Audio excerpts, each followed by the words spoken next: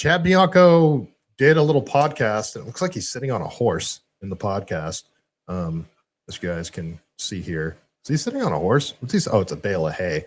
Like what are you doing? Why are you doing a podcast on a bale of hay, bro? Like, okay, you do you. That's okay. That's fine. Well, this little clip here certainly got the internet in an uproar. So let's just listen to what he has to say. This is about immigration policies. Whether they came across illegally into the country, legally or not, is irrelevant because we allowed it to happen. So now we just have to fix it. Secure our borders, don't let it happen again. And now we have to give a path to citizenship to the ones that are here. Okay, so you heard what he said. Got to give a path to citizenship to the ones that are here. Okay, well, if you do that, you're not securing the borders. That tells everybody that if they get here, they will ultimately have a path to citizenship. So it's just like the sanctuary state policies that incentivize people to come here. This path to citizenship that he wants to give people that are already here. Okay, if that path is put in place, isn't that only going to incentivize people to come here illegally?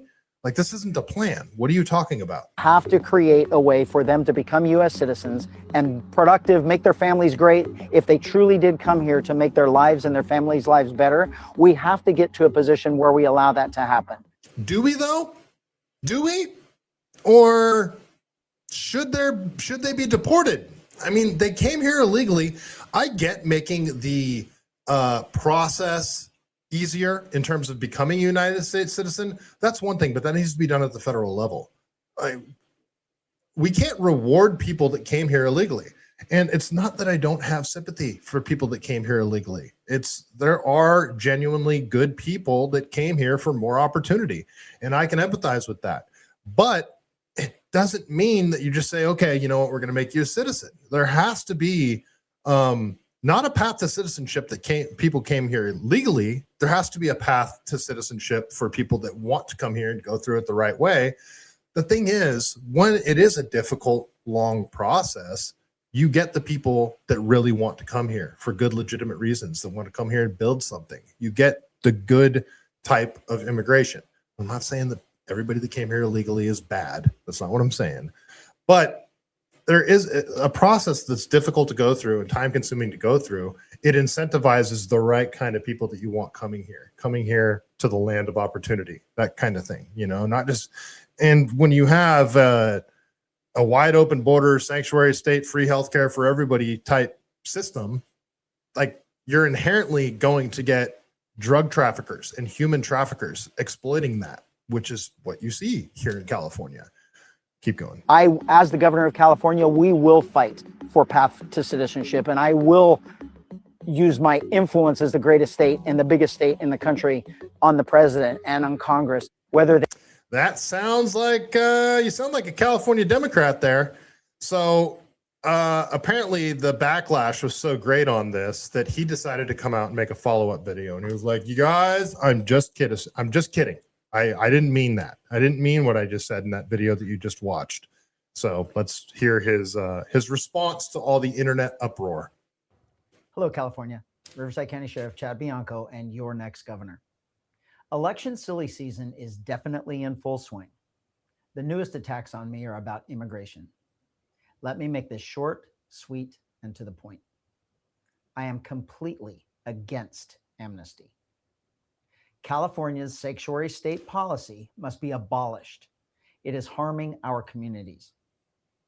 Any person in jail or prison who is also in this country illegally needs to be sent back to the country they came from immediately. Okay, that's not what you just said, Chad. You said they need a path to citizenship.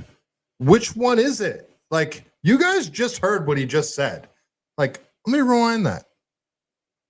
In jail or prison who is also in this country illegally needs to be sent back to the country they came from immediately.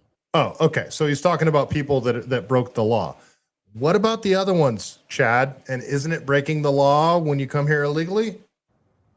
Our immigration system is absolutely broken with a long list of nuances. It is being kept that way by politicians who use it to their advantage for elections. That must end. In the past, when I have said pathway to citizenship, it means that it should not be impossible or take decades for those wanting to become U.S. citizens to get through a broken process. Right. I agree with that. But you're talking about people that are already here. You're talking about giving them a path to citizenship. No, I'm sorry. I don't agree with that. Anybody that get even pulled over and like giving, that's the thing too, is California gives illegal immigrants California driver's licenses. And that's insane to me. Like, if you're going to come here illegally, you shouldn't be able to be given any sort of official document that allows you to do things legally. You should have to be, I mean, that incentivizes people to come here too. Like, if you come here and you want to get a job and like work some under the table job, it's going to be extra stressful, because every time you drive around, you're riding dirty. You're driving without a driver's license. And yeah, that sucks if you get in a car accident with somebody that's here illegally. Thing is, if you get like uninsured motorist insurance and you know, to protect yourself, you get in a car accident, that person immediately gets deported, right? I mean, in a system that works the way it's supposed to. So I think Chad is speaking out of both sides of his mouth here. That's what I'm getting from this, at least. I have friends who have been trying for more than 15 years to no avail. Ironically, the attacks you are seeing against me are being paid for by my opponent, a political strategist who obtained a very expedient pathway to citizenship. Okay, so he's talking about Steve Hilton right there. Steve Hilton, who I interviewed last Saturday. People have accused me of taking money to say the things I'm saying about Chad Bianco. I haven't taken a cent. I haven't been offered a cent. I have never taken any money to say anything about anybody, and I never will. If I'm offered, I will come on here and tell you guys that somebody offered me this amount of money to say this thing. And I just think Steve Hilton is the better option, personally. And I'm not trying to tell you guys how to vote. If you want to vote for Chad Bianco, vote for Chad Bianco. I still think one of them has to drop out of the race and endorse the other one, or we're going to end up with two Democrats to choose from, because they're not going to get past the primary because of our jungle primary system. So yeah, I think a lot of these attacks on you are organic, Chad. I mean, maybe some are being paid for, but I don't think that's what's going on. I think the internet is just pissed at you speaking out of both sides of your mouth. During the Biden administration's failed immigration years, everyone should have that ability, not just the wealthy political elite. The next few months are going to be full of attacks on me because both parties know that I am the front runner. One thing you can be assured of, my integrity will remain intact throughout this campaign. I will never lie to you for a vote. Help me save California. Well, he'll never lie to us for a vote.